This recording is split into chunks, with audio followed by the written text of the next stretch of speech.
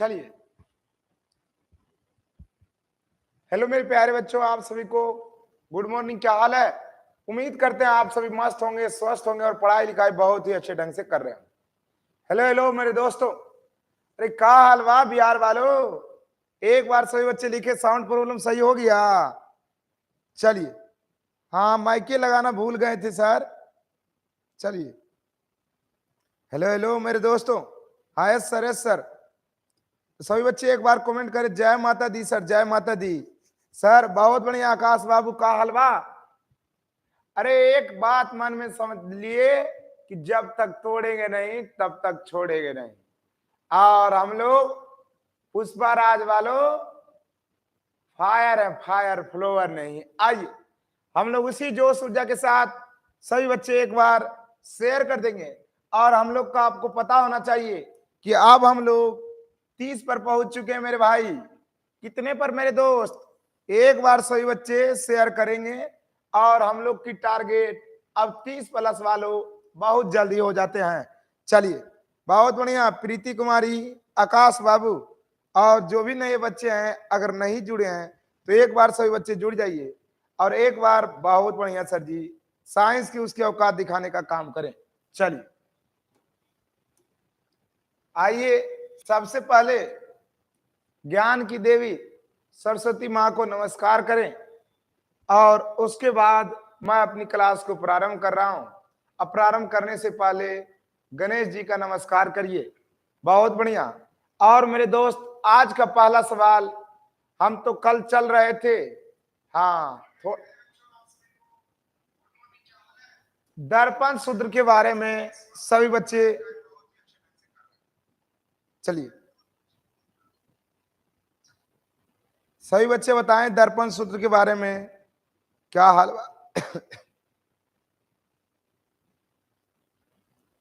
बताएं।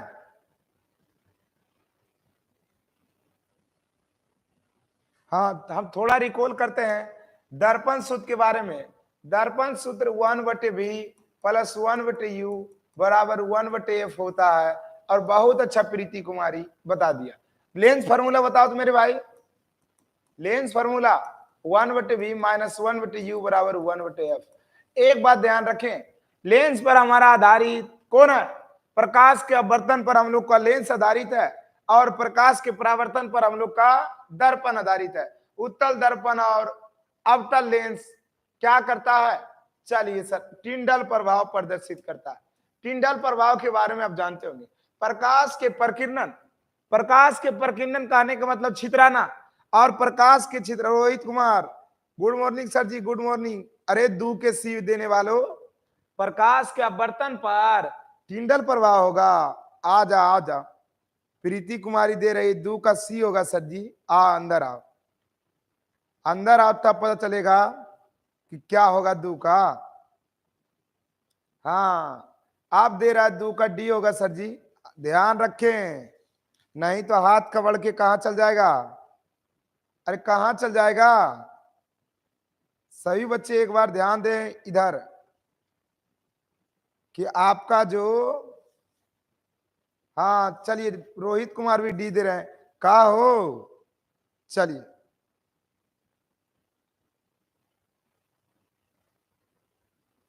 उभयलिंगी वालों, चलिए अगले सवाल। प्रकाश के प्रकीर्णन, बहुत अच्छे सवाल दिए। अगले सवाल पे जवाब दें। कहता हुआ लेंस जो अभिसारी लेंस कहलाता है। अभिसारी कहने का मतलब अब जानते होंगे, प्रकाश को सिकुड़ने वाले को हम लोग अभिसारी कहते हैं। क्या कहते हैं मेरे दोस्त? वह लेंस जो प्रकाश को सिकुड़ता है उसे अभिसारी कहते हैं। और अवतल लेंस प्रकाश को सिकुड़ने का काम करता है। और नहीं सर, मिस्टेक, उत्तल लेंस प्रकाश को सिकुड़ने का काम करता है। अवतल दर्पण प्रकाश को सिकुड़ने का काम करता है। तो देखिए कहाँ है उत्तल लेंस और अवतल दर्पण। तो उत्तल लेंस और अवतल दर्पण रहेगा तो ये सिद्ध होता है। अभिसारी कहने का मतलब समांतर किरणें आने वाली को एक जगह मोड़ देती है, वह प्रकाश का क्या करेंगे मेरे दोस्तों? बहुत अच्छा जवाब दे रहे हैं साजन कुमार जमुई, वेल डन। आइए साजन जी, कहता उत्तल दर्पण में बना प्रतिबिंब कैसा होता है? उत्तल दर्पण में शॉर्ट रिवीजन हम करा देते हैं सर, 20 तक आपका पहले वाला ही था। उत्तल दर्पण में बना प्रतिबिंब आभासी होता है। बहुत अच्छा सर। प्रकाशिक माध्यम कितने होते हैं? प्रकाशिक माध्यम का मतलब समझ लेते हैं। प्रकाश या तो सरल होगा या तो विरल माध्यम के बारे में जानेंगे। आकाश बाबू बहुत अच्छा। तो क्या आप सभी रेडी हैं? बहुत बढ़िया, 7 पहुंच गए मेरे दोस्त। एक बार सभी करेक्ट अपने दोस्तों के पास। हेलो हेलो मेरे भाई, अरे का हलवा बिहार वालों, कुछ हमरों पर ध्यान दा। प्रकाशिक माध्यम कितने प्रकार के होते हैं? प्रकाशिक माध्यम 2 प्रकार के होते हैं, सघन माध्यम या और विरल माध्यम। आप बताएंगे हीरा का बर्तनांक कितना है मेरे भाई? साजन कुमार बताएं और प्रीति कुमारी कि हीरे का बर्तनांक कितना है और पानी का बर्तनांक कितना है, तुरंत बताएं सभी बच्चे। अगला, डायनेमो परिवर्तित करता है। डायनेमो के बारे में जानते हैं? डायनेमो के बारे में सभी बच्चे जानते होंगे कि डायनेमो विद्युत ऊर्जा को यांत्रिक ऊर्जा में बदलने का काम मेरा मोटर करता है। और ये क्या है जानते हैं? मोटर कहने का जब बटन को टिपिएगा तो मोटर घूरने लगेगा। हेलो हेलो मेरे भाई, क्या आप जानते हो कि नहीं? बहुत बढ़िया। जैसे आप जब मोटर को टिपते हैं तो वो घूरने लगता है। ये क्या है? किसी चीज को विद्युत देने के बाद अगर घूर रहा है तो वो विद्युत ऊर्जा को यांत्रिक ऊर्जा में घूरता है। जैसे एक लपड़ अगर मुंह में मारता है तो तुम लोग जो घूरने लगता है वो क्या बल ऊर्जा को यांत्रिक ऊर्जा में बदल दिया। जैसे यांत्रिक ऊर्जा को विद्युत ऊर्जा में कौन बदलता है? ये डायनेमो। जब घुरा घुरा के जैसी खुट्टी गिराएगा वो चालू हो जाएगा। सर आइए, इलेक्ट्रॉन पर आवेश बताइए। इलेक्ट्रॉन पर आवेश के बारे में जानते होंगे। इलेक्ट्रॉन पर आवेश कितना है मेरे दोस्तों? हाँ दक्षिण भारत वालों, अरे इलेक्ट्रॉन पर कितना आवेश है? इलेक्ट्रॉन पर जो आवेश है 1.6 गुना 10 पर पावर -19 कूलम। और कहा है मारो मारो तो सर सी नंबर है। बहुत अच्छा। आइए, कहता है खिलौने में किस प्रकार का सेल उपयोग होता है? खिलौना के बारे में जानते हो? हाँ सर जी, का साजन जी बोला तो।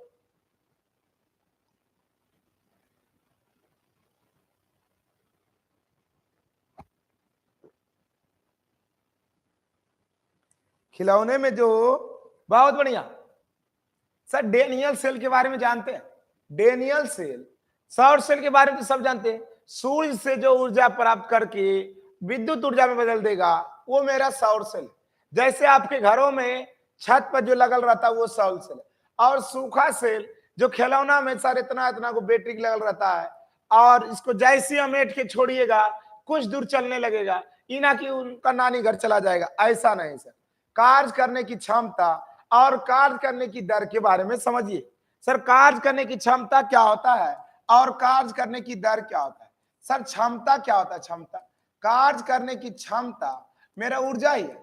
क्या है मेरे दोस्तों? कार्य करने की क्षमता को ऊर्जा, लेकिन कार्य करने की दर को क्या कहते हैं?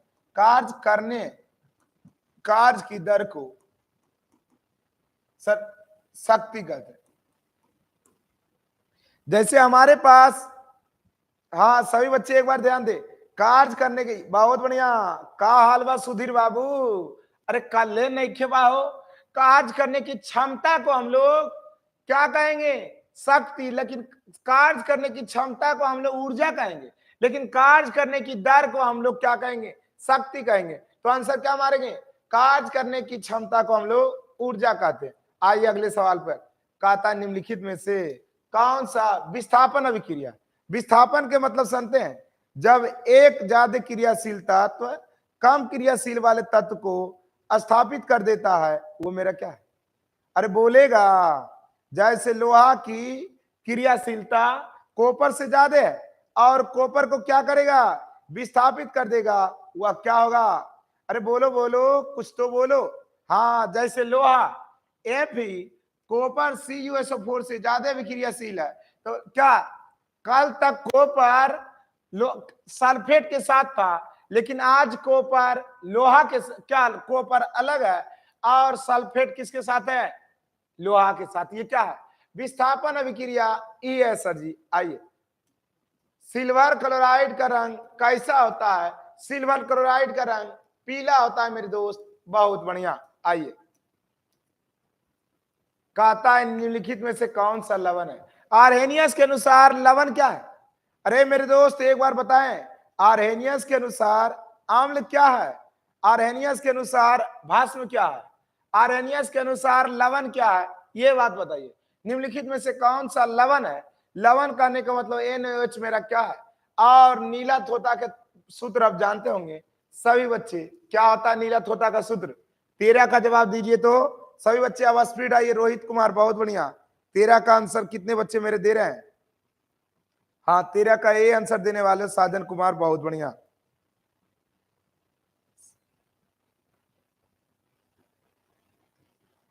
चलिए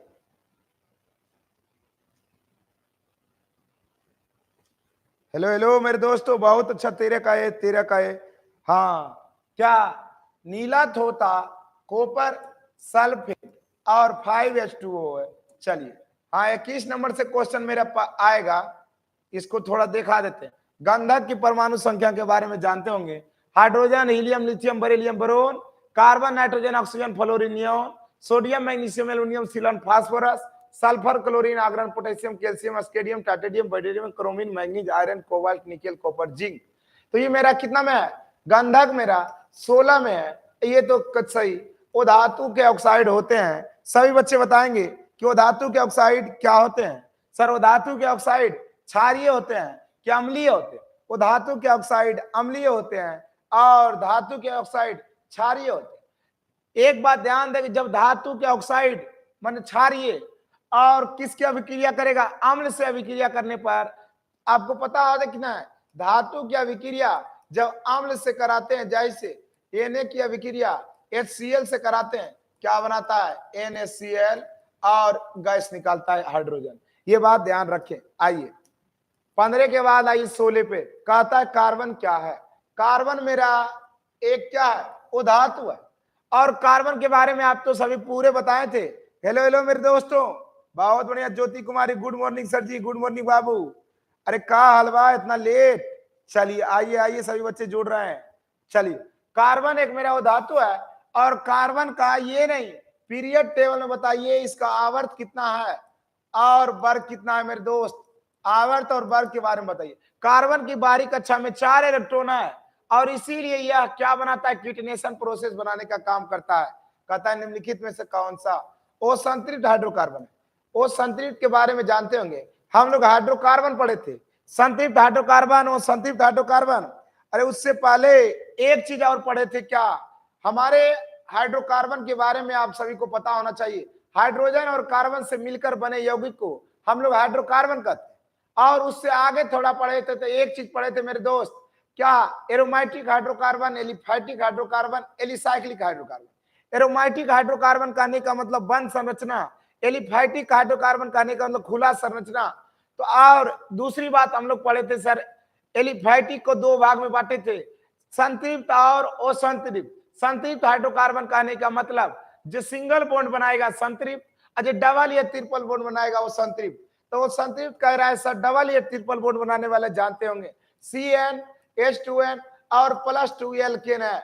CnH2n एल्कीन है और CnH2n -2 एल्काइन है। क्या होगा ये? Aromatic hydrocarbon. अभी जस्ट बताएं, एरोमेटिक हाइड्रोकार्बन के बारे में जानते हो? हेलो हेलो मेरे दोस्तों, अरे का हलवा तोनी के एक बार सभी बच्चे शेयर करें। अब हम लोग मात्र 5 गो और घटे हैं, एक बार सभी बच्चे दम लगाकर शेयर करें और हम लोग अपना स्टॉक पूरा करने वाले हैं। चलिए का हलवा? साजन जी बहुत बढ़िया, प्रीति, रश्मिका मंदाना, ज्योति कुमारी और सभी बच्चे कहाँ हैं? सुजीत हेलो हेलो मेरे सर जी। अरे का हलवा तोनी के एक बार बतावा। बहुत बढ़िया सर जी, बहुत बढ़िया। कहता है एरोमेटिक हाइड्रोकार्बन, एरोमेटिक कहने का मतलब बंध संरचना C6H6 होता है। बहुत अच्छा सर जी। आइए 18 के बाद 19 पर निम्नलिखित में से कौन सा अकिरीय गैस है? अकिरीय गैस के बारे में आप सभी जानते हैं कि अकिरीय गैस क्या है? अकिरीय गैस कहने का मतलब helium, neon, argon, argon, krypton, xenon और रेडॉन, ये अकिरीय गैस। अकिरीय गैस के बारीक कक्षा में इलेक्ट्रॉनों की संख्या पूर्ण है। जैसे हीलियम के बारीक कक्षा में इलेक्ट्रॉनों की संख्या 2, नियोन के 8, आर्गन के 8, क्रिप्टन के 8, जेनॉन के 8 और रेडॉन के 8। अगर एक बात आपसे और पूछे, सर क्या पूछेगा बताइएगा? पहला आवर्त में 2, दूसरा में 8 और तीसरा में 8 चौथा में 18, पांचवा में 18, छठा में 32 और सातवां में 32 प्लस अधूरा है। इस प्रकार से हमारा है 2, 8, 8, 18, 18, 32 के बारे में। उम्मीद करते हैं आप लोग समझ गए। आइए, निम्नलिखित में से कौन सा उपधातु है? उपधातु कहने का मतलब जो धातु का गुण भी रखता है थोड़ा बहुत और वो धातु का भी रखता है। और वो उपधातु माने पीरियड टेबल में जो जिगजैग रेखा पर है उसे उपधातु कहते हैं। उपधातु से मेरा ये पता चलता है कि वो साइड वाला धातु है और ये साइड वाला वो धातु है और बीच में जो रेखा पर है वो मेरा उपधातु है और एस भी मेरा उपधातु है। पौधे में शोषण अंग कौन है? यहां तक हम लोग कल देख लिए थे। आप सभी बच्चे एक बार लिखे जय माता दी। चलिए, बहुत बढ़िया मेरे भाई। लेकिन कहाँ है सभी? आइए,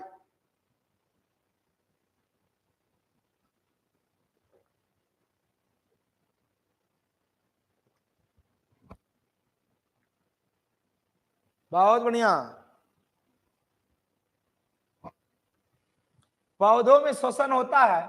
एक बार आपको जानते होंगे पौधों में, पत्तियों में हम लोग का 90% श्वसन हम लोग पत्तियों के द्वारा होता है।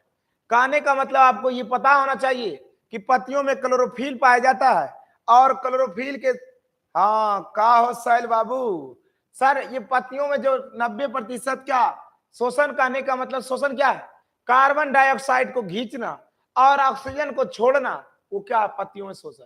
जैसे हम लोग का शोषण बाहरी वातावरण को खींचना फेफड़ा का काम है और ये जो खींच के फिर छोड़ता है, जैसे डायफ्राम इधर से ढकेलता है तो बाहर निकलना, सेम उसी प्रकार पौधों में शोषण सर पत्तियों में भी होता है और जड़ में भी। जड़ तो नीचे तना में भी, अगर जिसका तना मुलायम है, लेकिन ज्यादा करके आंसर अगर सही होगा तो मेरा क्या पौधों में मुख्य शोषण अंग बोलता तो मेरा क्या होता? पत्ती।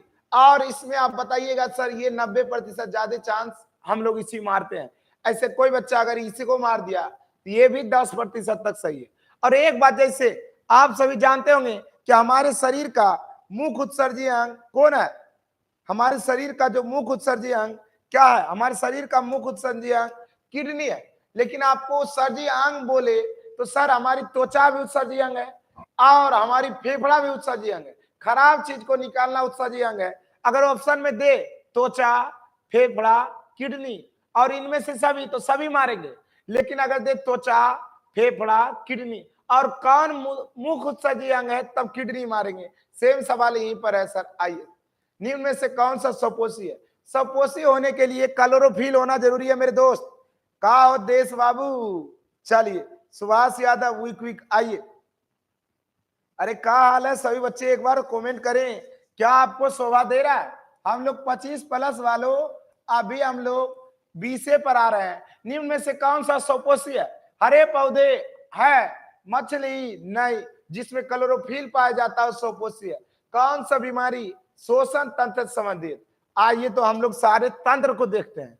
सबसे पहले जरूरी आप सभी को पता होना चाहिए क्या हमारे शरीर में सबसे शुरू जो तंत्र होता है जिसको हम लोग पाचन तंत्र पढ़ते हैं। पाचन तंत्र कहने का मतलब भोजन को पचाना और भोजन के पचाने का काम हम लोग का सभी बच्चे ध्यान दे सबसे पहले मुख गुहा में जाता है। मुख गुहा में 2 चीज हम लोग का है सर, लार ग्रंथि 3 जोड़ी, उसके बाद दांत है, उसके बाद जीभ है, उसके बाद ये वाली आती है ग्रासनी और ग्रासनली से नीचे उतरता है तो ये वाली सर यहाँ पर अमाशय। अमाशय से अगर ये साइड जाएगा तो अग्नाशय और ये साइड आएगा तो यकृत और यकृत में एगो थैली लगल है जिसको कहते हैं पित्ताशय। पीत बनता है यकृत में लेकिन जमा होता है पित्ताशय में।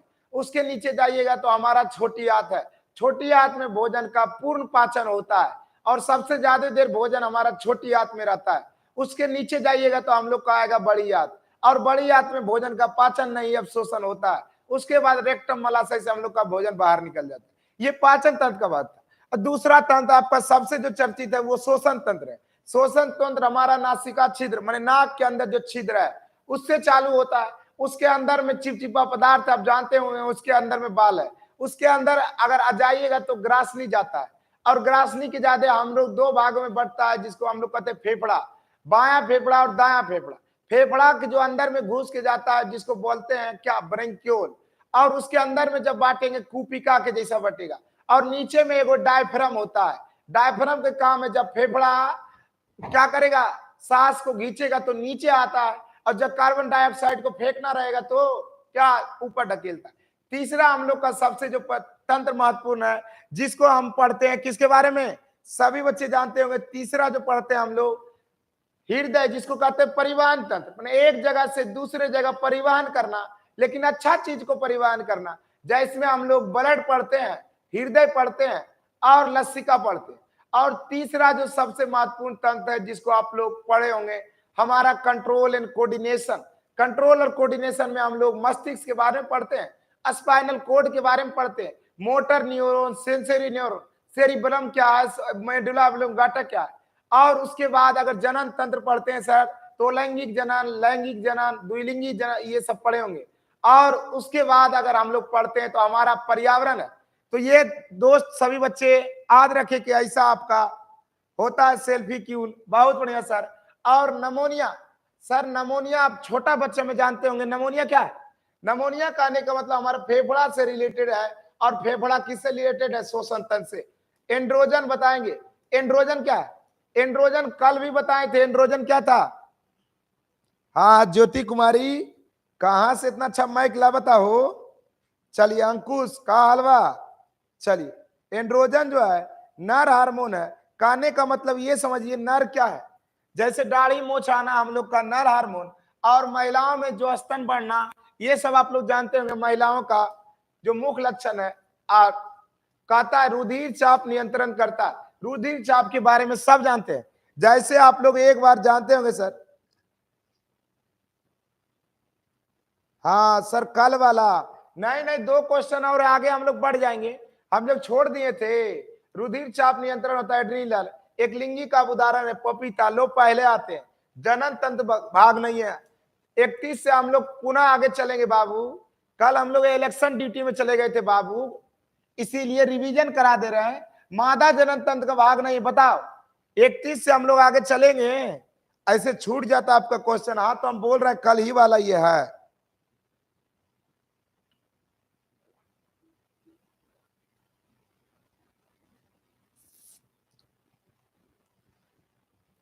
क्या मादा जनन के भाग नहीं है शुक्रवार का। आइए हम लोग का आज का क्वेश्चन चालू होगा।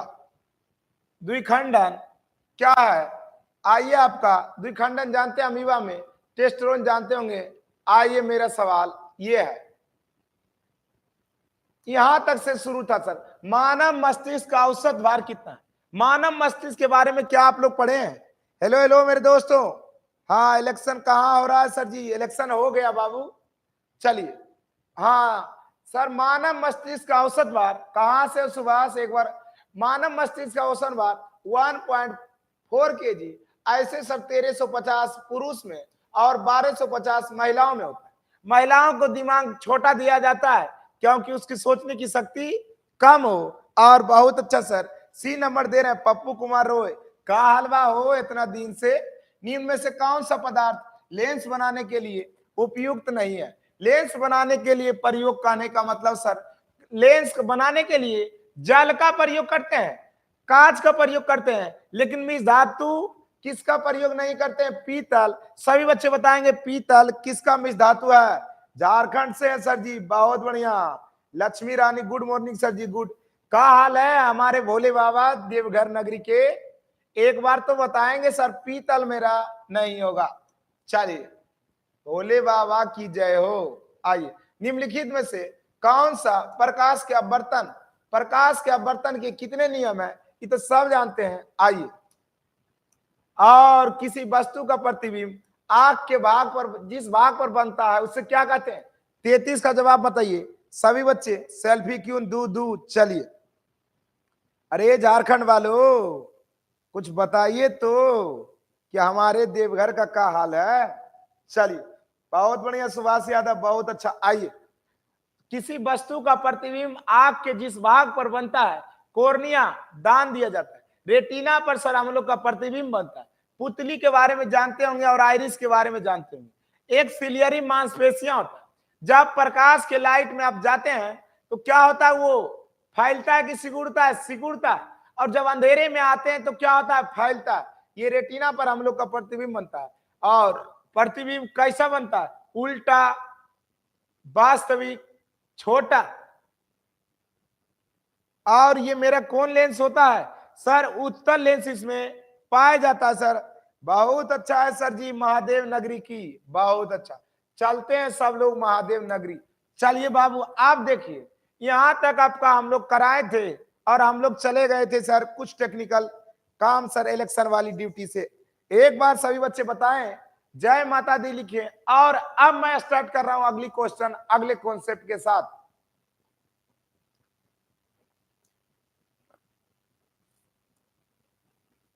बहुत बढ़िया। अरे दक्षिण भारत वालों, का लिखता है रे? समझ रहे हो सर? हाँ अंशु कुमारी। और सभी बच्चे एक बार जय श्री राम सर, जय। एक बार सभी बच्चे टारगेट हम लोग का स्टेप पूरा करने का काम करें। नमस्ते मेरे भाई, नमस्ते। बताएं पप्पू कुमार, और कोई परेशानी बात तक कमेंट करें। और आइए हम लोग, बहुत बढ़िया, जय श्री राम सर जी, जय श्री राम। आइए सवाल देखिए, कहता है किसी माध्यम का अपवर्तनांक म्यू का मान होगा। एक बात आप समझिए, ये सवाल का दो दो आंसर सही है। अगर ए भी सही है और बी भी सही है, कहने का मतलब आप पढ़े होंगे म्यू टू और म्यू वन बराबर होता है साइन आई बटे साइन आर, ये सब जानते हैं और हम भी जानते हैं। लेकिन जब प्रकाश एक माध्यम से दूसरे माध्यम में जाता है तो वो क्या अपने रास्ते से विचलित हो जाता है। लेकिन मेरे दोस्त एक बात समझे, क्या जब प्रकाश सघन माध्यम से विरल माध्यम में जाएगा तो अभिलंब से दूर भागेगा, लेकिन जब प्रकाश विरल से सघन में जाएगा तो अभिलंब की ओर भागेगा। लेकिन सर अगर हम लोग हवा का अपवर्तनांक कितना होता है 1, तो अगर ये म्यू बटे, अगर आपके सवाल ऐसा हो जाए और जो साइन आई बटे साइन आर पढ़ रहे हैं, तो अगर क्रॉस गुना करिएगा तब म्यू उलटिएगा तो साइन आई आर बटे साइन आई हो जाएगा। लेकिन इसका 90% हम लोग वो नहीं मानते साइन आई बटे साइन आर ही होता है। आइए, किसी गोलीय दर्पण की फोकस दूरी, अरे बोलो बोलो, किसी गोलीय दर्पण की फोकस दूरी प्लस 20 सेंटीमीटर है। प्लस किसका होता है? बहुत बढ़िया, selfie queen, I have no problem sir ji, बहुत अच्छा। बताइए गोलीय दर्पण की फोकस दूरी प्लस 20 सेंटीमीटर है, इसका कहने का मतलब वो दर्पण उत्तल है। क्या है? हाँ शिवम बाबू, इतने सवेरे आए लो, उत्तल है। हाँ सर, या तो उत्तल दर्पण होगा या तो उत्तल लेंस होगा, और हमेशा गोलीय दर्पण की फोकस दूरी प्लस अगर है तो उत्तल ही होगा। आइए उत्तल दर्पण बताएंगे सभी बच्चे। कितने कमेंट बता, कितने बनाते हैं? तालाब का जल कम गहरा दिखाई देना, ये किसके कारण है? सभी बच्चे 36 का जवाब दे। हेलो हेलो मेरे दोस्तों, उत्तल दर्पण का, बहुत बढ़िया सर जी। उत्तल सेल्फी क्यों, बहुत अच्छा सर। तालाब का जल का कम गहरा दिखना, छड़ी को तिरछी दिखाई दिखना, मछली को थोड़ा ऊपर दिखाई देना, ये भी काम सर सूर्य उगते समय 2 मिनट पहले दिखाई देना, सारे काम प्रकाश के अपवर्तन है। प्रकाश के अपवर्तन कहने का मतलब माध्यम चेंज हो जाता है सर। आप क्या ये तालाब के पानी आप ऊपर से देखते हैं, हवा से आप देखते हैं पानी में, तो क्या होगा? जब प्रकाश हवा कहने का मतलब विरल से जाएगा सघन में पानी में, तो वो अपने रास्ता से क्या होता है? थोड़ा विचलित हो जाता है। जैसे आप देखते होंगे, आप देखने वाले हवा में है और अगर आपका ये बाल्टी है, अरे क्या नहीं देखे हो, देखिए ना,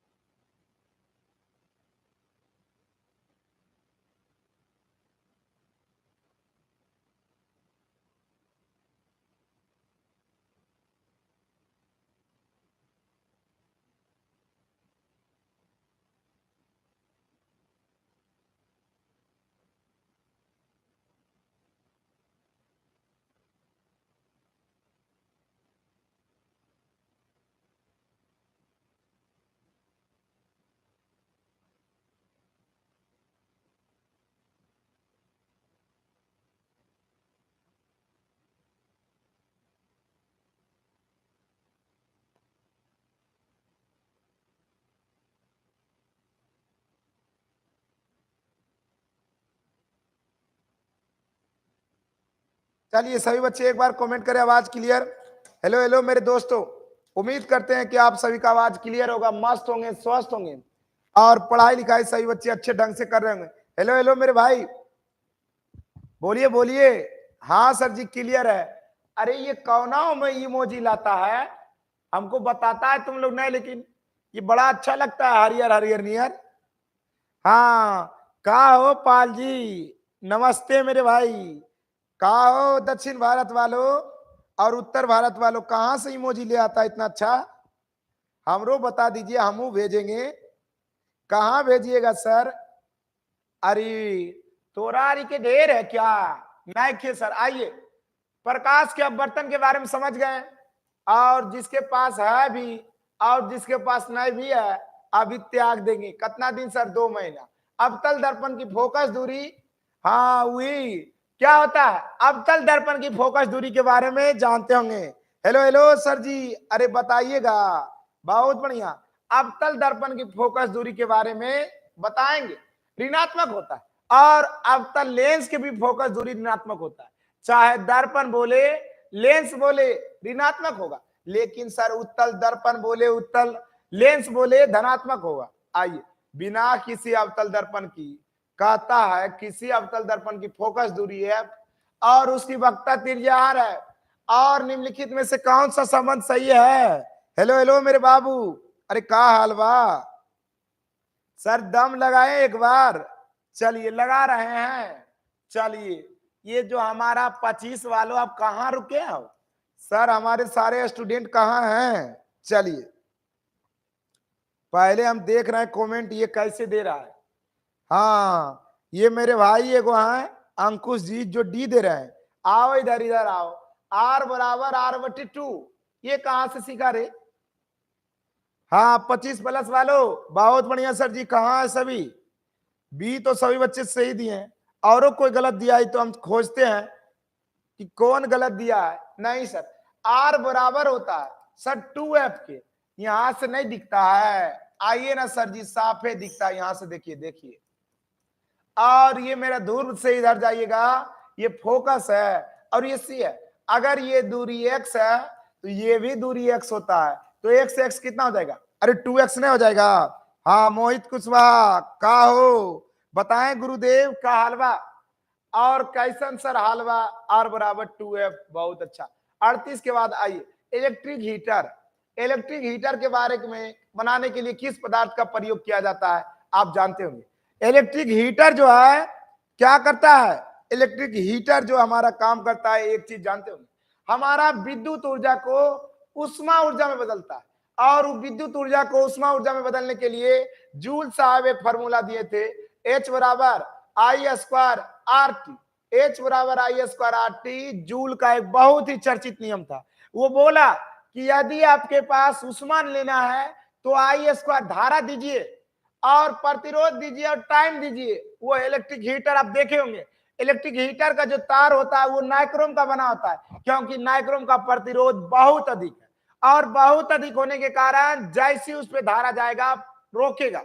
जैसे आप देखे होंगे, अगर रोड अगर पूरा खराब है तो गाड़ी की चाल धीरे धीरे ले जाते हैं, और लेकिन रोड अगर अच्छा है तो गाड़ी की चाल स्पीड में ले जाते हैं। उसी प्रकार अगर नाइक्रोम एक ऐसा रोड है जिसमें धारा बहने के लिए बहुत दिक्कत होता है। और क्या दिक्कत है आपको सभी को पता होना चाहिए। और यहां तक नहीं, सभी बच्चे एक बार कमेंट करें, विद्युत धारा से रिलेटेड सारे फार्मूला मेरे साथ बताएं। सर क्या बताएंगे? एच, यहां से बोलिए। Q बराबर क्या होता है? NE। Q बराबर IT, और सर W बराबर QV। Q बराबर W/Q, और V बराबर सर W/Q। अगली बात सर इधर दे, अगला इधर देखे। हेलो हेलो, V बराबर IR। अगर कोई बच्चा I पूछे V/R, और R निकालना होगा सर V/I। अगर कोई बच्चा R पूछे रो L/A। अगला देखिए सर, अगर कोई बच्चा R सीरीज आपसे पूछे R1 plus R2 plus R3 और डॉट डॉट डॉट RN। अगर 1/RP पूछे तो 1/R1 plus 1/R2 plus 1/R3 और डॉट डॉट डॉट क्या होगा? अरे बोलो तो सर 1/RN।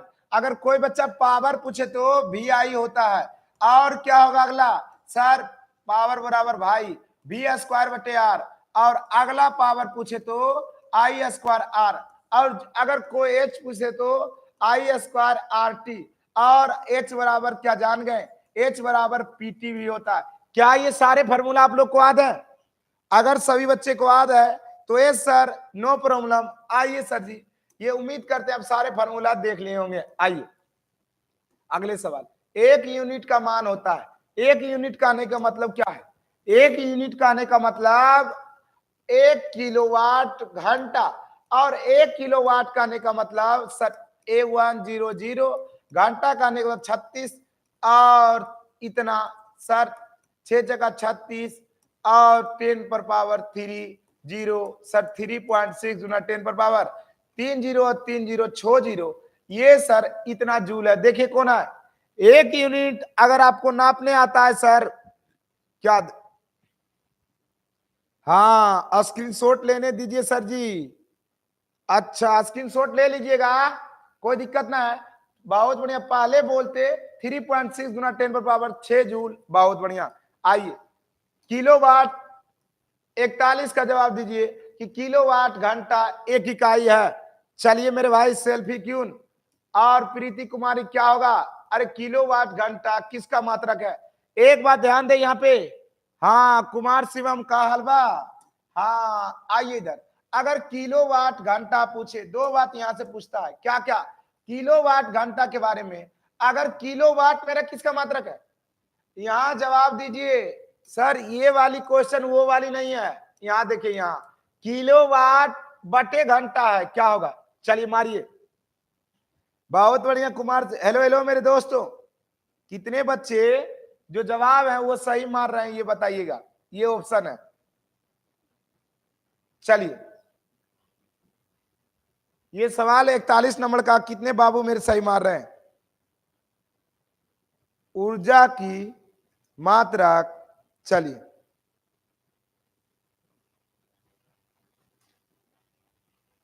डी डी विद्युत धारा का हो सेल्फी क्यून, ऐसे कैसे होगा? अरे विद्युत धारा का मात्रक तो क्या होता है? विद्युत धारा का मात्रक मेरा क्या है? विद्युत धारा का मात्रक एम्पियर है सर। यहाँ जो क्वेश्चन दिया था वो टाइपिंग गलत कर दिया, किलोवाट घंटा, किलो वाट गुना आवर है सर, और मात्रक इसका ऊर्जा का मात्रक बहुत अच्छा है। आइए विद्युत फ्यूज, आपको पता होना चाहिए विद्युत फ्यूज। अरे विद्युत फ्यूज पढ़े हैं जो हमारे घरों में लगा रहता है, बहुत बढ़िया। विद्युत धारा का मात्रक एम्पियर है, जो आपके घरों में लगा रहता है क्या?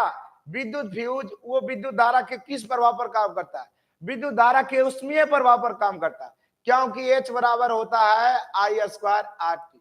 और विद्युत धारा का ये ऊष्मीय प्रभाव जितना देर तक उसमें धारा देगा उतना ऊष्मा उत्पन्न करेगा। और देखते होंगे विद्युत धारा के चुंबकीय प्रभाव पर आधारित एमसीबी है, मिनिएचर सर्किट ब्रेकर है। क्या है? Miniature circuit breaker. आइए 43 पे कहता है वोल्ट मीटर में विद्युत धारा जोड़ा जाता है, बहुत बढ़िया। तीन बात यहाँ देखिए हम लिखा रहे हैं, क्या? एक साइड इधर रखिए वोल्ट मीटर और एक साइड रखिए अमीटर। लिखिए लिखिए जल्दी से ना, अमीटर, अमीटर और वोल्ट मीटर। क्या बोल रहे हैं बाबू? इधर लिखिए अमीटर और वोल्ट मीटर के बारे में क्या जानते हैं आप? मेरे साथ आइए, बहुत बढ़िया प्रीति कुमारी। आंसर देना बात नहीं है, इधर देखिए, इधर अमीटर के बारे में पहला सर ये श्रेणी क्रम में जोड़ेंगे, किसमें? श्रेणी क्रम में। और ये किसमें जोड़ेंगे सर? समांतर क्रम में। एक बार ध्यान दें, श्रेणी क्रम और समांतर क्रम क्या है? सबका मूड़ी एक जगह, सबका गोड़ एक जगह, ये समांतर क्रम है। और एक का हाथ अगर दूसरे के हाथ से जोड़ेगा वो मेरा क्या है? श्रेणी क्रम है। और श्रेणी क्रम और समांतर क्रम तो बुझ गए। दूसरा बात, दूसरा ये, इसका जो प्रतिरोध है वो क्या है? निम्न है। प्रतिरोध क्या है? निम्न है। प्रतिरोध इस तरह से लिखे, प्रतिरोध मेरे दोस्त। अरे क्या है प्रतिरोध पूछेगा सर? प्रतिरोध है जो ये निम्न है, और इसका प्रतिरोध क्या है? उच्च है। प्रतिरोध क्या है? उच्च है। और तीसरी बात सभी बच्चे बताएंगे। तीसरी बात जो याद रखना है, इसका प्रतिरोध के बाद अगली बात जो याद रखना है सर, ये क्या नापता है? धारा को मापता है। और ये क्या नापता है मेरे दोस्त? विभवांतर को नापता है। क्या नापता है? विभवांतर को। क्या ये बात सभी बच्चे को पता चल गया? हेलो हेलो मेरे भाई, अरे क्या आप सभी को पता है? बिल्कुल, धारा को मापने वाला और प्रतिरोध को मापने वाला, क्या आप बता दिए? अंशु कुमारी, यस सर, ये तीनों बात सही है। और वोल्ट मीटर को हम लोग समांतर क्रम में लगाएंगे। बहुत बढ़िया। आइए 43 के बाद आइए 44 पर। कहता देखिए आ गया, विद्युत परिपथ में हाँ विभवांतर नापने के लिए किसका प्रयोग करते हैं? चलिए बहुत अच्छा, बहुत बढ़िया। कमेंट रुकना नहीं चाहिए सर। स्क्रीन शॉट ले लेते हैं सर जी? हाँ ले लीजिए।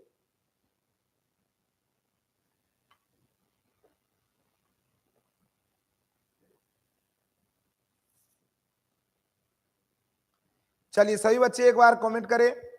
बहुत बढ़िया। गोलू पासवान, अरे कहा है अन्नू का हाल देखो, अभी आई है।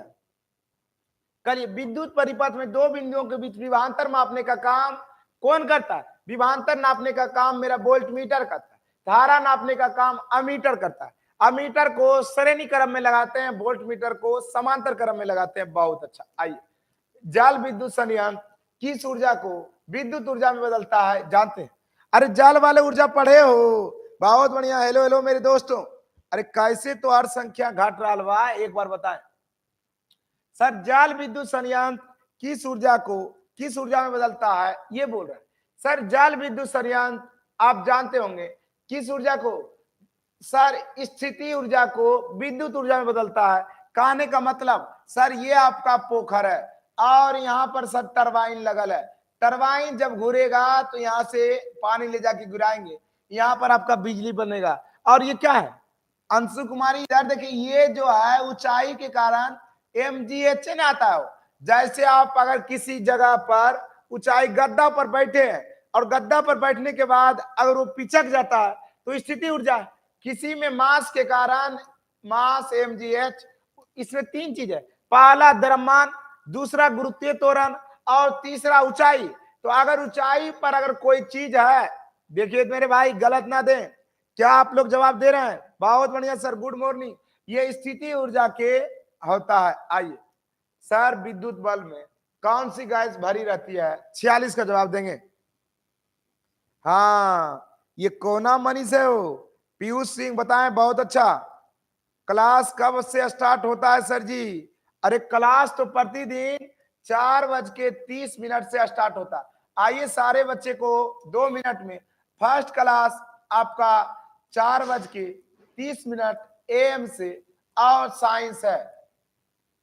अगली क्लास जो प्रतिदिन चल रही है 11:30 AM में, ये सर SST है। अगली क्लास सर 6:30 से सर 8:30 तक चल रही है, 9 तक कर चल रही है।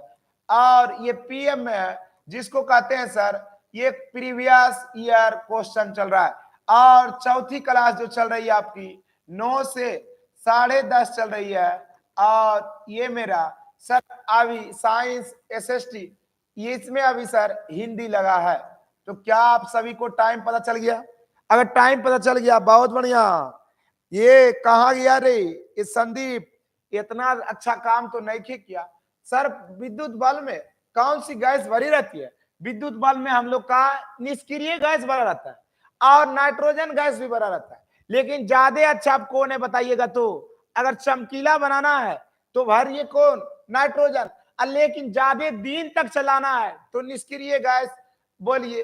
कहने का मतलब हीलियम, नियोन, आर्गन और क्रिप्टन, जेनॉन, रेडॉन।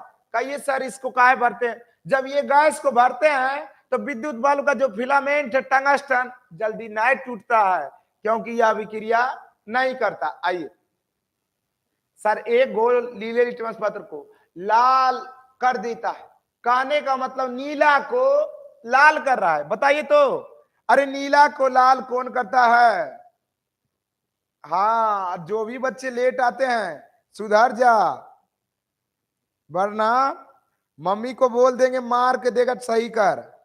पता है कि ना? हाँ, मुस्कान कुमारी के भी जो भी बच्चे लेट आते हैं, एगो राजनंदनी कुमारी, जहां लेट आया पता चला सुदर्शन चक्र वाली माँ जी रहती है। हाँ, नीले को लाल कर देता है। कहने का मतलब क्या होता है सर, एसिड जो है ब्लू टू रेड करता है, ब्लू टू रेड करने का मान एसिड करता है, और एसिड का पीएच मान कितना है सर, एसिड का पीएच मान 2 होता है। बहुत अच्छा सर जी, 2 से कम कहने का मतलब नहीं सर, 7 से कम। बेंजीन का अनुसूत्र बताइए, कौन इसमें बाहर काम है बताइए तो, बेंजीन का अनुसूत्र सभी बच्चे बताएंगे। हाँ चिंटू, अरे का हाल बा, हम लोग सभी बच्चे एक बार दबा के शेयर करेंगे और चले जाएंगे 25 पर। बेंजीन का C6H6 मेरा बेंजीन है, और बेंजीन क्या है, ये एरोमेटिक हाइड्रोकार्बन है सर, बंद श्रृंखला, आप लोग ऐसा वाला नहीं पढ़े, बहुत बढ़िया। एथिल अल्कोहल, चलिए का हो दक्षिण भारत वालों, इसका नाम तो जानते हैं, international union pure and applied chemistry. क्या है international union pure and applied chemistry? क्या होगा जब आप सही बच्चे बताएंगे, पप्पू कुमार रॉय बताएं। ये जो एथिल अल्कोहल घर वाली नाम है, इसका वैज्ञानिक नाम क्या है, एथेनॉल। सर ये तो नल जो है एल्डिहाइड का हो गया, और नोन जो है कीटोन का हो गया, और एथोलोइक का COOH हो गया, और अल्कोहल जो है OH हो गया। चलो इधर देखो सुभाष कुमार, सारे को एकदम स्क्रीनशॉट करना है।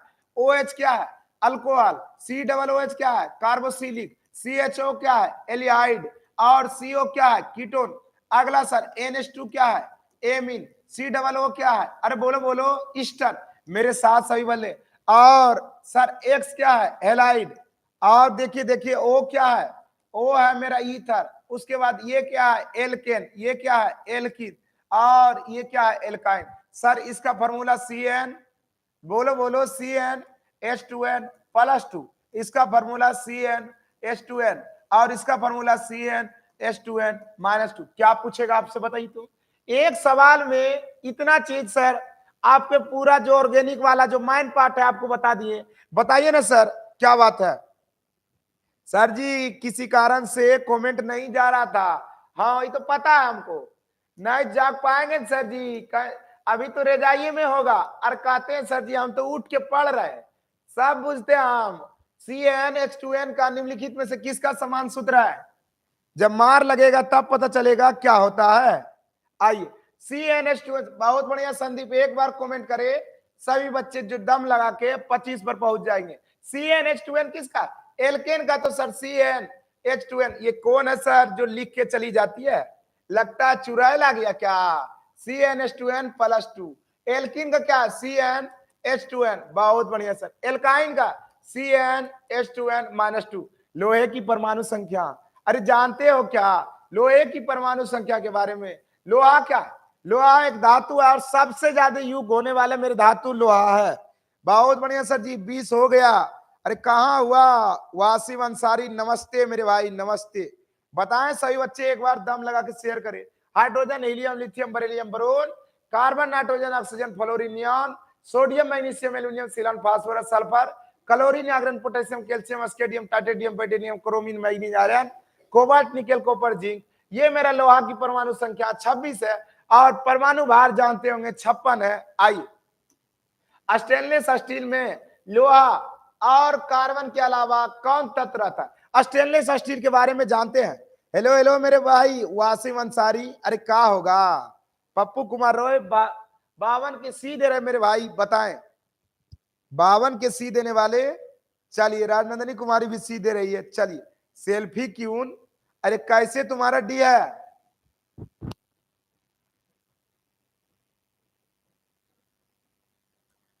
सभी बच्चे एक बार बताएं, सेल्फी क्यों, बहुत अच्छा।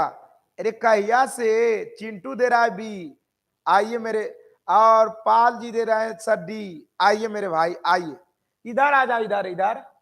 कहता है सर लोहा में और कार्बन दे ये दिया, स्टेनलेस स्टील बनाता है, तुम क्या बोलता है, मैग्नीज और क्रोमियम बोलेगा, और निकेल और क्रोमियम बोलेगा। बताइए तो, एक चीज तो जान लीजिए, स्टेनलेस स्टील में लोहा और निकेल रहता ही है। निकेल के बारे में, निकेल भी एक महत्वपूर्ण धातु है, ये बात ध्यान रखे। और जो बच्चे स्टेनलेस स्टील के बारे में दे रहे हैं, स्टेनलेस स्टील का आंसर क्या होगा, बहुत बढ़िया, लोहा, कार्बन, निकेल, क्रोमियम, मैंगनीज नहीं होता है सर, ये आंसर सही है। आइए 52 के बाद आइए 53 पर, पीतल का, पीतल के बारे में सभी बच्चे जानते होंगे, हमारा मिश्र धातु है। और किसका सर जी, पीतल जो है पीतल किसका है तांबा, तांबा और जिंक का। अगर तुमसे पूछे काटता किसका है काटता सर कासा, जो कासा है मेरा किसका है कासा जो है टीन और तांबा का है।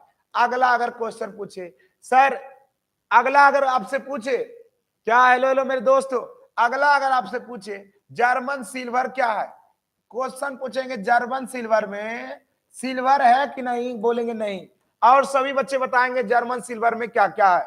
निम्नलिखित में से कौन सा यौगिक अम्ल है, अम्ल के बारे में देखिए। आइए आइए, अरे आइए ना चौवन, हमारा बिहार में कहा जा रहे हैं सर जी, आइए। हाँ सभी बच्चे ये जवाब दे कौन सा अम्ल है सर, ये धातु के ऑक्साइड जानते होंगे क्षारीय है, धातु के ऑक्साइड क्षारीय है, और धातु के हाइड्रा ऑक्साइड ये क्या है सभी बच्चे जानते होंगे, बहुत बढ़िया। हाँ उसको पूछो सोनम कुमारी कि कहाँ थी इतना देर से रे, CaOH का होल ट्वाइस, बहुत अच्छा। और H2SO4 एक बहुत ही खतरनाक एसिड है, ये 54 का कौन डी दे रहा है रे, इसको घींच के लाते इधर। हाँ मुस्कान कुमार, अरे कहिया से ये होने लगा रे, हाँ सुभाष भाई दे रहे हैं बी, बहुत बढ़िया। और ए देता हुआ आसिम अंसारी कौन है, सभी बच्चे पहले, हाँ कमल में, बहुत बढ़िया। पप्पू कुमार रोय, अरे धातु के ऑक्साइड क्या होते हैं क्षारीय, पहले नंबर मम्मी वाला चप्पल सभी बच्चे लेके सूते साथ में, और एक चप्पल मारे मुंह में पहले। हाँ ये ए देने वाले अंशु कुमारी का सबसे पहला आंसर सही था बी, बहुत बढ़िया। अरे H2SO4 नहीं जान रहा है, बैटरी में कौन अम्ल है H2SO4, और बहुत ही डेंजर है। वासिम अंसारी 55 का दे रहे हैं सर, अब काहे ना टेंशन लेते हैं, हम 55 का आंसर दे रहे हैं, बहुत बढ़िया। आइए निम्नलिखित में से कौन सा प्राकृतिक सूचक है, अरे प्राकृतिक सूचक कहने का मतलब समझते हो, हाँ सर जी क्या है प्राकृतिक सूचक, सभी बच्चे एक बार दम लगाकर शेयर करें, मात्र हम लोग 2 बच्चे बच्चे हैं, एक बार सभी बच्चे शेयर करें अपने दोस्तों के पास और हम लोग ये स्टेप पूरा कर लेंगे। निम्नलिखित में से कौन सा प्राकृतिक सूचक है हल्दी, हल्दी क्या है प्राकृतिक सूचक है, उस मोबाइल का प्राकृतिक सूचक हमारा हल्दी है, और हल्दी समझते हैं हाँ जो शादी में लगता है। आइए सर OH अभिक्रिया मूलक है, सारे अभिक्रिया मूल मूलक लिखने का काम करें मेरे दोस्तों, क्या क्या लिखेंगे sir OH alcohol, COOH carboxylic, और NH2 amine, sir CO ketone, CHO aldehyde, और आइए ना दोस्तों O क्या है ईथर, और देखिए कोई छूट रहा है क्या, हाँ सर जी अभी तो छूट रहा है क्या, अगर ऐसा बोले सिंगल बॉन्ड एल्केन, ये डबल बॉन्ड एल्किन, और ये ट्रिपल बॉन्ड बोले एल्काइन, सर CnH2n+2, CnH2n और CnH2n-2 मारिए तो सर क्रियाशील मूलक वाले अल्कोहल, एल्डिहाइड वाले CHO है, कीटोन वाले OH है, और अम्ल वाले COOH है। उम्मीद करते हैं आप लोग सभी अच्छे होंगे, मस्त होंगे, और आंसर की उसकी औकात दिखा रहे होंगे। आइए कहता है कैल्शियम कार्बाइड पर जल के साथ अभिक्रिया करने पर क्या बनता है, जब कैल्शियम कार्बाइड को जल के साथ अभिक्रिया करते हैं तो क्या बनेगा, 57 की जवाब सभी बच्चे देंगे। जब कैल्शियम कार्बाइड को जल के साथ अभिक्रिया करते हैं तो एथीन बनता है, कैल्शियम कार्बाइड कहने का मतलब जब CaCl को जल के साथ अभिक्रिया करेंगे तो क्या बनेगा एथीन, कहने का मतलब C2 और H4 बनता है, बहुत अच्छा। ओजोन के, आइए आइए मेरे भाई, ओजोन के एक अणु में सर ऑक्सीजन के कितने परमाणु होते हैं, 58 का जवाब उम्मीद करते हैं सभी बच्चे सही सही दे देंगे। और कहाँ है, अरे वो सब हीरो कहाँ है, कौन सा, वही राइफल सब। आइए ओजोन कहने का मतलब O3, और कितना होता है 3, बहुत बढ़िया। कमरे के तापमान पर आपको पता होना चाहिए, कमरे के तापमान पर एकमात्र धातु मेरा कौन है पारा, जो द्रव अवस्था में रहता है, और कमरे के तापमान पर एकमात्र ओ धातु पूछेगा तो कौन है सर ब्रोमीन, जो क्या रहता है, अरे बोलिए तो ब्रोमीन भी द्रव अवस्था में रहता है। अगर धातु पूछे तो पारा, और धातु पूछे तो अरे क्या मारेंगे ब्रोमीन।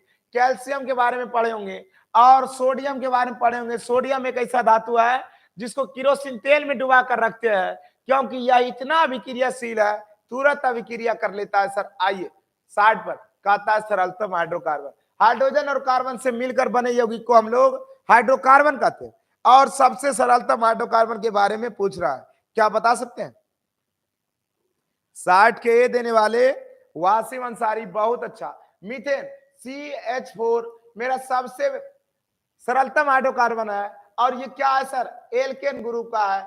एल्केन का फार्मूला सर CnH2n+2 होता है। बहुत अच्छा बात है सर। आइए, निम्नलिखित में से कौन सी ऑक्साइड क्षारीय है? ये बात सही है। 61 का जवाब देखते हैं कितने बच्चे मारते हैं। मारिए 61 वालों।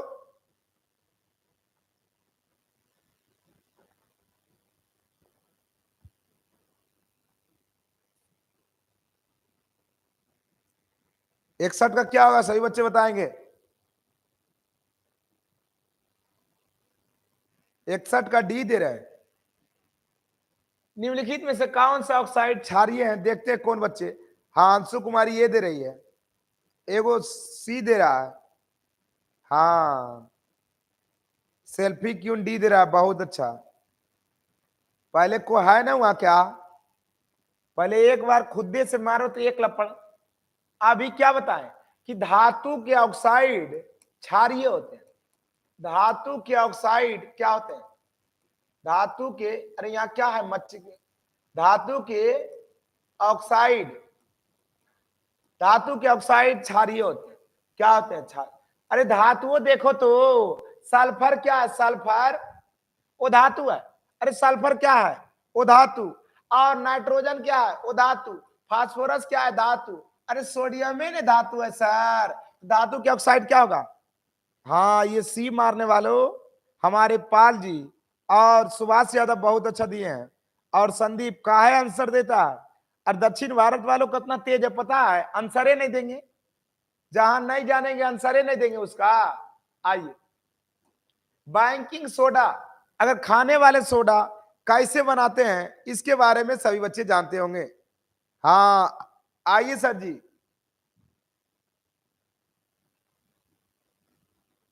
बासठ का जवाब सही बच्चे देंगे, क्या होगा?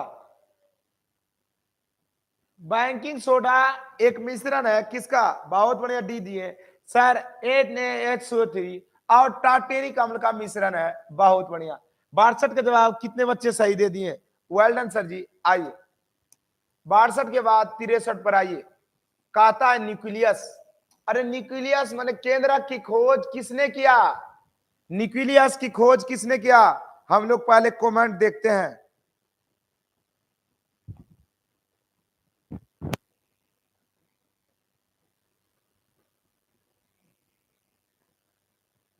केंद्रक की अबरी गलती नहीं करना है, नहीं तो बहुत गड़बड़ हो जाएगा।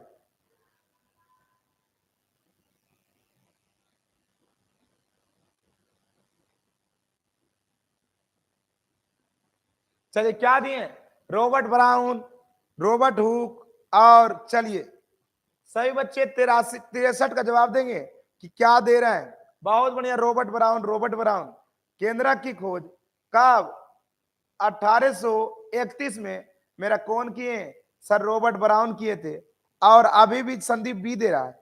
अरे ऐसे कैसे करता है तुम लोग? आइए बी दबलने वाले अंशु कुमारी। हाँ, ए होगा ए। सर रॉबर्ट हुक नहीं, रॉबर्ट हुक कोशिका की खोज, लेकिन केंद्र का खोज करने वाले मेरा रॉबर्ट ब्राउन ही है।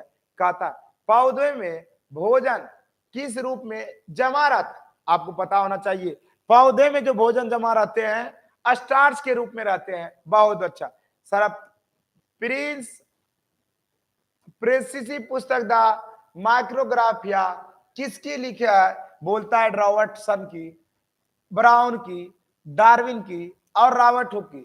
प्रिंस और पर्सी है, पर्सी पुस्तक द माइक्रोग्राफिया किसकी है? 66 का जवाब सही बच्चे देंगे।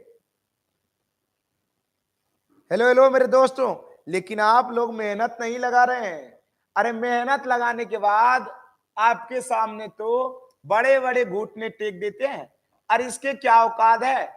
एक बार सभी बच्चे दम लगाकर लिखे जय माता दी और अबरी देखिए हम लोग पहुंच जाएंगे। सभी बच्चे एक बार लिखे जय माता दी। और उसके बाद हम लोग अगले 15 क्वेश्चन पर बहुत ही स्पीड से चलेंगे। चलिए जय माता दी सर, जय माता दी। चलिए और सभी बच्चे एक बार कमर कस लीजिए, क्या आप रेडी है? और प्रसिद्ध पुस्तक माइक्रो इतो रावट हुक का था, ये भी गलत कर दिया आप लोग।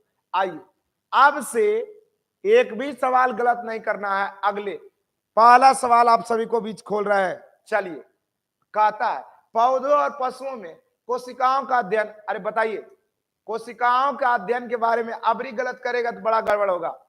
अरे कोशिका का अध्ययन क्या होगा? चलिए एक नंबर पहला देखते हैं कितने बच्चे 66 का सही दे दिए, और नंबर दे के दीजिए कि हाँ इतना का दे रहे हैं। 66 का पप्पू कुमार रोहित सबसे पहला जवाब भी दिया। पौधे और कोशिकाओं, पौधे और जंतुओं के कोशिका का अध्ययन कोशिका विज्ञान करता है। बहुत बढ़िया। उत्तक का अध्ययन उत्तक विज्ञान। अनुवांशिक कहने का मतलब जीन, क्या जीन के बारे में, और साइटोजेनिक्स। चलिए अगला आइए, ये सवाल सारे बच्चे सही कर दिए, बिल्कुल एक भी गलत नहीं। आइए मानव हृदय घिरा हुआ है, बताइए मानव हृदय कहता है पेरिकार्डियम, जाइलम, फ्लोएम और प्लाज्मा। यादुनंदन जी बहुत बढ़िया, अगले सवाल की ओर जवाब बढ़े। हाँ पप्पू कुमार रोहित दूसरा जवाब बहुत ही अच्छा, 66 का ए, वेल डन। पेरिका हृदय जो हमारा पेरिकार्डियम से घिरा होता है, और हृदय एक कोमल मांसल है। हृदय में हमारे 4 कोष्ठक है, 2 आलिंद 2 नीले पाए जाते हैं। बहुत अच्छा, सेल्फी क्वीन का भी आंसर है, लेकिन सर आप लोग पिछड़ गए। आइए अगले सवाल की ओर, 68 की ओर जवाब दे, आगे नहीं देना। बीजांड की ओर नालिका की वृद्धि क्या कराता है? 68 का जवाब मेरे भाई दे। चलिए 68 का जवाब ए होगा, राजनंदिनी कुमारी को हाइड्रोट्रोपिज्म। इनका जवाब गलत, सुभाष यादव भी गलत बोल रहे हैं। चल पहले हम दिए सर जी, कहां हो? नहीं लेट आया तुम्हारा कमेंट। 68 का जवाब दे, बहुत बढ़िया सर जी। भौतिक विज्ञान के प्रश्न हो गया या नहीं? अरे आ रहा है आर्यन भाई। और इसका जवाब भी सबसे अच्छा सही पप्पू कुमार रो का ही है। अरे इसको कितना बार बताएं कि बीजांड की ओर पराग नालिका। अरे हाइड्रोट्रोपिज्म मैंने क्या, जल की ओर बढ़ना। हाइड्रो में क्या आता है? जल। और गुरुत्वानुवर्तन करने का मतलब जड़ बढ़ता है गुरुत्वानुवर्तन मिट्टी में। और फोटोट्रोपिज्म में प्रकाश की ओर बढ़ना। अरे केमियोट्रोपिज्म क्या नहीं बताएं आपको? केमियोट्रोपिज्म में क्या हुआ सर? अगर बीजांड की ओर नालिका, जैसे आप देखते होंगे भौरा किधर जाता है? पुष्प की सुगंध की ओर जाता है, तो ये क्या है सर? केमियोट्रोपिज्म है। आइए अगले सवाल 69 का, पहले नहीं जाएंगे, रेडी सर। श्वेत रक्त कोशिका, व्हाइट ब्लड सेल का जीवन काल। और दक्षिण भारत वालों कहां है सभी? हाँ अभी क्लास लगेगा, जवाब दे। 69 का ए, बहुत बढ़िया, 12 से 20 दिन, बहुत बढ़िया दिए हैं इसका जवाब। 69 का ए, रश्मिका मंदाना इस बार जीत गई है। चलिए आइए अगले सवाल, ऐसे तो उससे कम में होता है सर। अगला, पीत रस सत्रावित होता है मारे सभी बच्चे। हाँ पीत रस कहां से सत्रावित होता है? 70 का जवाब देखते हैं सबसे पहला किनका है।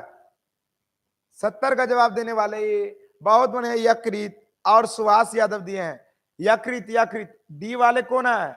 अंशु कुमारी। छोटी हाथ से तुम्हारा पीत निकलेगा। पीत कहने में समझ रहे हैं, जो तितकटा सर, तितकटा जिसको कहते हैं। और बहुत बढ़िया यकृत। यकृत मेरा एक प्रकार का क्या है समझे, सबसे बड़ा अंतःस्रावी ग्रंथि है, और जे भी काम किसी से नहीं होगा यकृत करता है। और यकृत में कोशिका विभाजन की क्षमता सबसे ज्यादा है। यकृत में पीत का निर्माण होता है, लेकिन जमा रहता है तब पूछेगा सर पित्ताशय में। उम्मीद करते हैं ये 5 क्वेश्चन में सभी बच्चे सही कर दिए, कुछ बच्चे गलत किए। आइए अगले सवाल पर, कहता है किस जीव में हीमोग्लोबिन नहीं होता? अबरी सवाल 71 का, क्या मार रहे हैं? मारिए तो। चार सबसे पहले हम दे रहे हैं आदुनंदन भाई। हाँ अगले सवाल की ओर दो। सेल्फी क्वीन बी दे रही है 71 का बी सबसे पहले। सेल्फी क्यून का ही है, लगता है उम्मीद सही है।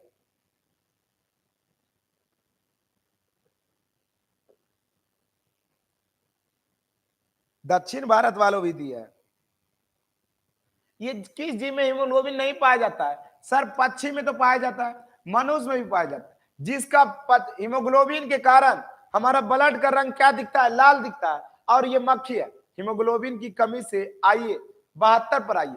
हीमोग्लोबिन की कमी से कौन सा रोग होता है? बताइए 72 का जवाब। आबरी कौन सही देते हैं?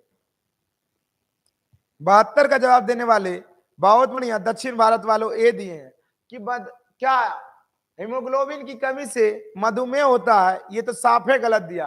हाँ मधुमेह। अरे हीमोग्लोबिन की कमी से जो सबसे सही जवाब दिए हैं वो दिए हैं, हाँ यदुनंदन जी, कितना? मधुमेह नहीं होता। हीमोग्लोबिन कहने का मतलब क्या है? लोहा। और लोहा की कमी से हमारा क्या होता है? सभी बच्चे जानते हैं, लोहा के जो कमी से एनीमिया हो जाता है। और मधुमेह तो सर हमारा क्या है? इंसुलिन है। क्या है? इंसुलिन।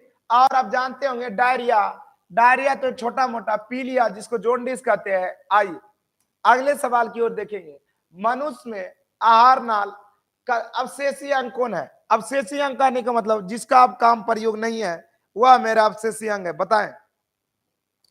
73 का जवाब डी दे रहा है। हाँ रेक्टम। रेक्टम अवशेषीय अंग है। हाँ 73 का बी जो है बहुत अच्छा। कौन है? हमारा अपेंडिक्स। जब हम लोग कच्चे चीज खाते थे तो उस समय हमारा अपेंडिक्स काम करता था, लेकिन अब जो है अपेंडिक्स काम करना बंद कर दिया है। और ये मेरा क्या है? अवशेषीय अंग। और इसका हम लोग को शरीर में कोई काम नहीं है। चलिए निम्नलिखित में से कौन सा ट्रिप्सिन एंजाइम का कार्य? ट्रिप्सिन का काम क्या है? देखिए वसा का पाचन करना, कार्बोहाइड्रेट का पाचन करना, प्रोटीन का पाचन करना, और उनमें से सभी।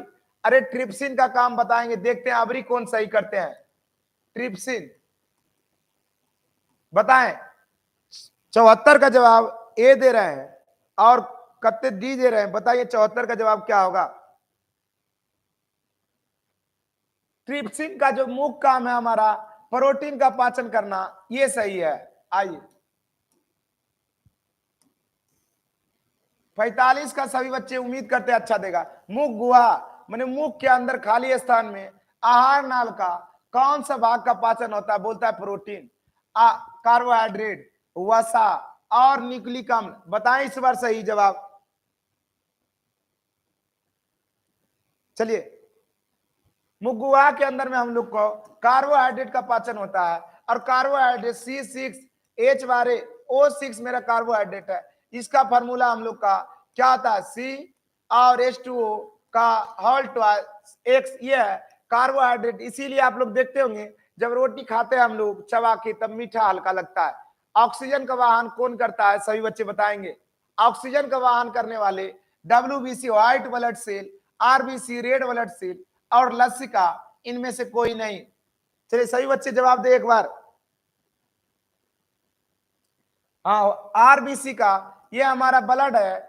और ब्लड के अंदर में आरबीसी, आरबीसी के अंदर में हीमोग्लोबिन, और हीमोग्लोबिन के अंदर में हम लोग कौन धातु पाया जाता है? लोहा। क्वेश्चन पूछेगा कि हीमोग्लोबिन के अंदर में क्या है? लोहा। और लोहा की कमी से हम लोग का एनीमिया हो जाता है।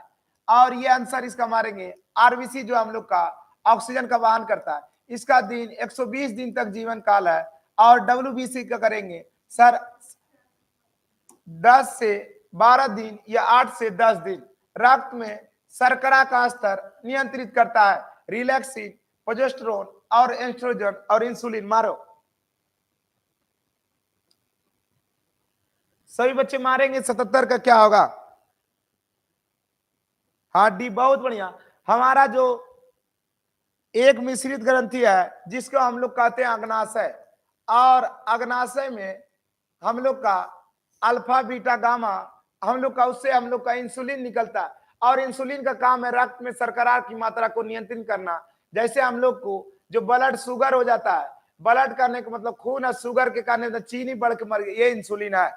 आइए मानव शरीर की सबसे लंबी कोशिका, सभी बच्चे जानते होंगे, मानव शरीर के सबसे लंबी कोशिका तंत्रिका कोशिका में पाया जाता है। और तंत्रिका कोशिका सबसे पहले जानते होंगे कि हमारे शरीर कोशिका से मिलकर बना है, कोशिका से मिलकर उत्तक, उत्तक से अंग, और अंग से बनता है अंग तंत्र, और उसके बाद शरीर बनता है। हमारे पास 4 प्रकार के उत्तक है। पहला जो उत्तक है उपकला उत्तक पढ़ते हैं, और उपकला उत्तक से हम लोग का त्वचा बना है। और दूसरा हम लोग पेशीय उत्तक पढ़ते हैं, और पेशीय उत्तक से हम लोग का क्या हृदय की कोशिका बनी है, या तो सर हृदय या तो चलन की काम करता है। और उसके बाद अगला उत्तक जो पढ़ते हैं हम लोग संयोजी उत्तक, संयोजी उत्तक हम लोग का जोड़ता है, जैसे हमारा ब्लड हो गया, और जैसे हमारा हड्डी हो गया, उपास्थि हो गया। और चौथा जो सबसे जरूरी है, जिसको हम लोग तंत्रिका उत्तक पढ़ते हैं, और तंत्रिका उत्तक में हमारा नर्वस सिस्टम पूरा तंत्रिका कोशिका से बना जो है वो आता है। आइए 78 के बाद 79 पढ़ते हैं। प्रकाश के परावर्तन के कितने नियम है, ये तो सब जान रहे हैं, और दोनों सवाल ये अंतिम वाला हल्का है। चलिए सभी जवाब देंगे। प्रकाश के परावर्तन के भी 2 नियम है, और प्रकाश के अपवर्तन के भी 2 नियम है। प्रकाश के परावर्तन पर हम लोग का दर्पण आधारित है। जब प्रकाश एक चिकनी सतह से टकराकर उसी माध्यम में लौट जाती है, प्रकाश का परावर्तन है। और जब प्रकाश एक माध्यम से दूसरे माध्यम में जाता है, तब प्रकाश का अपवर्तन है। जब प्रकाश सघन माध्यम से विरल माध्यम में जाएगा तो अविलंब से दूर भागेगा, और जब प्रकाश विरल से सघन में जाएगा तो अविलंब की ओर मुड़ेगा। और अवतल लेंस का आवर्धन के बारे में पूछेगा। लेंस की क्षमता और लेंस के आवर्धन के बारे में समझे। क्षमता क्या होता है और आवर्धन क्या होता है, बच्चे इसमें गलती करते हैं। लेंस की क्षमता और लेंस के आवर्धन में गलती क्या करते हैं। क्षमता कहने का मतलब पावर बराबर 1/f होता है, और आवर्धन कहने का मतलब मैग्निफिकेशन बराबर v/u होता है। प्रतिबिंब की ऊंचाई बटे वस्तु की ऊंचाई, और यहाँ पावर बराबर 1/f होता है। चलिए सर जी, सभी बच्चे आज की क्लास हम लोग कंप्लीट कर लिए। चलिए सभी बच्चे एक बार कमेंट करें, और अगली क्लास आपका जो होगा सभी ध्यान रखें, 11:30 बजे अगली क्लास आपका एसएसटी का होने वाला है। तो सभी बच्चे एक बार लिखे जय माता दी। अब मैं अमित रंजन पुनः आऊंगा 11:30 बजे इसी जोश ऊर्जा के साथ। चलिए सभी बच्चे एक बार कमेंट करें, और जय हिंद जय भारत। थैंक यू मेरे प्यारे बच्चों, love you all of student.